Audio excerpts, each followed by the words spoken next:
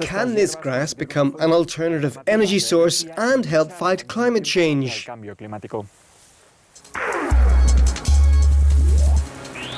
The grassy banks of the River Barrow in Ireland may look unproductive, but to scientists involved in a European research project, this land and its vegetation may hold the key to an energy revolution.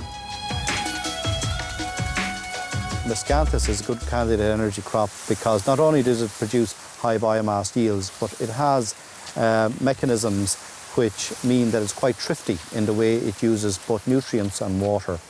So it produces a high yield of biomass or energy for a low input of energy.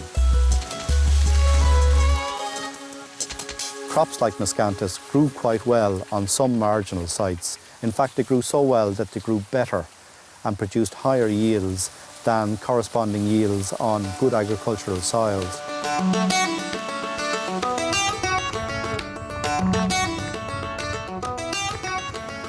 So how and through which methods are the secrets of these grasses revealed? Scientists monitor photosynthesis activity to evaluate the ideal ambient conditions for growing biomass. Miscanthus is mainly native to Asia and Africa, and its cultivation in Europe faces a number of climatic challenges. The cold conditions during spring and autumn, especially here in the northern parts of Europe, can limit photosynthesis. That's why we're trying to find new genotypes which can better photosynthesize under such conditions.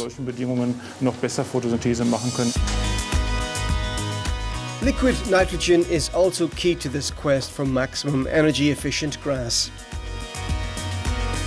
Scientists use it to study the genetic secrets of different grass varieties and to identify the ones best adapted to extreme weather, flooding or drought. We grind the plants, then we extract the DNA using chloroform.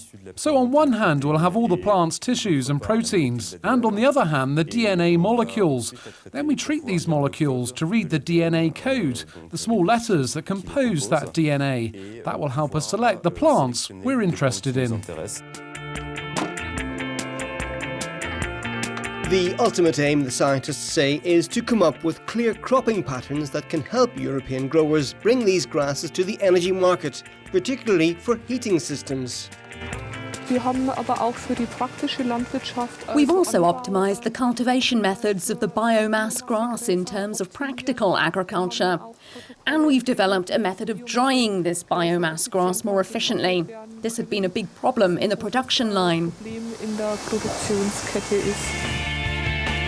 And while trying to transform these grasses into a viable energy solution, researchers also point out a potential added value they think they have.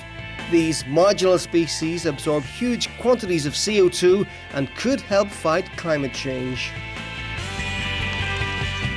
One of the things that's happening when these plants are growing is that they are building up the store of carbon in the soil.